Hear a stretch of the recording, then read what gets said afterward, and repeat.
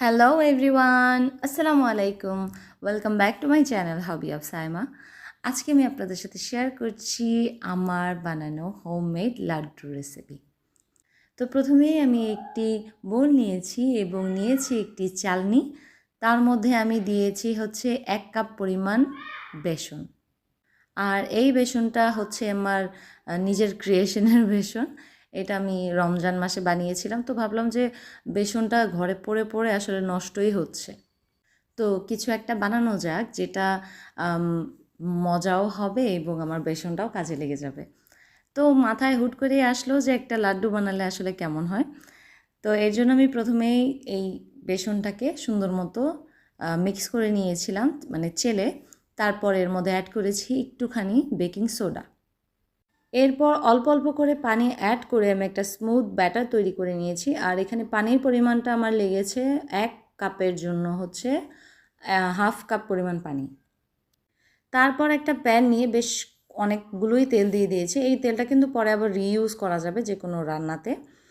তো এখন দেখতেই পাচ্ছেন আমি সুন্দরভাবে একটু এলোমেলো টাইপস করে দিয়ে দিচ্ছি। এখানে আসলে কোনো শেপের প্রয়োজন নেই, কারণ যেভাবেই করেন না কেন এটাকে কিন্তু পরে আমরা চপ করব বা ব্লেন্ড করব। ততক্ষণ পর্যন্তই আমি সুন্দর মতো ভেজে নিব, যতক্ষণ পর্যন্ত না আমার বেসনের ব্যাটারটা ক্রিস্পি হয়ে আসছে। এখানে কোনো ম্যাটারই করে না যে এটা গোল্ডেন কালার হচ্ছে নাকি না। এখানে আর কি বেসনটা যে ভালো মতো কুক হয়েছে সেটাই আসলে ম্যাটার করে। তো সেম ওয়েতে আমি সবগুলো বেসনের ব্যাটার ভেজে নিচ্ছি। ভাজা হয়ে এলেই চলে যাচ্ছি আমি ফুড প্রসেসরে। আমি এটাকে আসলে চপ করব। ব্লেন্ড করলে হবে, কিন্তু আমি এটাকে একটু মানে ছোট ছোট দানা দানা রাখতে চেয়েছিলাম, অ্যাজ লাইক এ মতিচুরের লাড্ডু। এবার চপারের মধ্যে সবগুলোকে আমি দিয়ে সুন্দর মতো একটু চপ করে নিচ্ছি। আসলে টোটাল আমার সময় লেগেছিল সব কিছু মিলিয়ে, মানে পুরো লাড্ডুর প্রসেসটাই ছিল আমার মাত্র 20 থেকে 25 মিনিটের মতো। কতটা সুন্দরভাবে চপ হয়েছে দেখতেই পাচ্ছেন। এখন আমি ওই সেম প্যানের মধ্যে নিয়েছি হচ্ছে 1 কাপ পরিমাণ পানি এবং এর মধ্যে আমি চিনি দিয়ে দিচ্ছি 1 কাপ পরিমাণ। অবশ্যই এটা আপনাদের টেস্টের উপর ডিপেন্ড করে কতটুকু চিনি দিবেন। আর এই পর্যায়ে কিন্তু চিনিটা বাড়িয়ে বা কমিয়ে ব্যবহার করা যাবে। এরপর আমি দিয়ে দিচ্ছি 4টা এলাচ। আমি এখানে এলাচ ব্যতীত আর কোনো ধরনের গরম মশলা অ্যাড করিনি। তারপর আমি একটু ফুড কালার দিয়ে দিচ্ছি।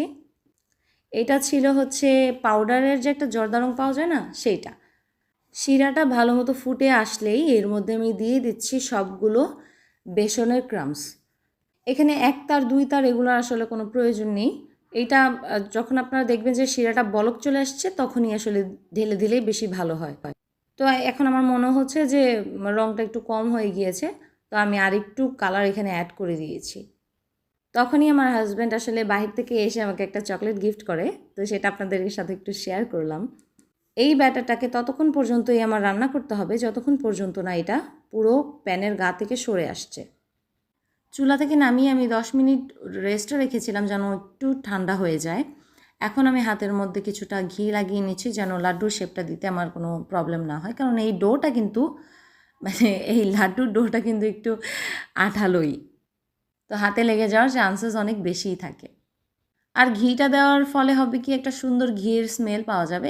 এই কাজটা অবশ্য বাটার অথবা যদি আপনারা মনে করেন যে না বাটার বা ঘি দিব না, তেল দিয়েও কিন্তু করা যাবে। এখন সুন্দর মতো 2টা হাত ব্যবহার করে আমি গোল গোল করে লাড্ডুর শেপ দিয়ে নিচ্ছি। এটা কোনো ব্যাপারই না, এটা যে কেউ পারবে। এই লাড্ডুর শেপটা দেওয়া খুবই ইজি। লাড্ডুগুলো বানানোর পরে আমি এখানে গোল্ডেন লিফগুলো ব্যবহার করেছি। আর আমার 1 কাপ বেসন থেকে আমার লাড্ডু হয়েছে প্রায় 20 থেকে 22টার মতো। এখানে কিন্তু গোল্ডেন লিফটা অপশনাল ছিল। এখন একটা ভেঙে আপনাদের দেখিয়ে দিচ্ছি আসলে ভিতরটা কেমন। তো এই হচ্ছে আমার আজকের ভিডিও। আশা করি আপনাদের সকলের কাছে ভালো লাগবে। যদি ভালো লাগে অবশ্যই আমার ভিডিওতে একটি লাইক এবং কমেন্ট করবেন। আর যদি সম্ভব হয় তাহলে প্লিজ আমার চ্যানেলটিকে সাবস্ক্রাইব করে আমার পাশেই থাকবেন।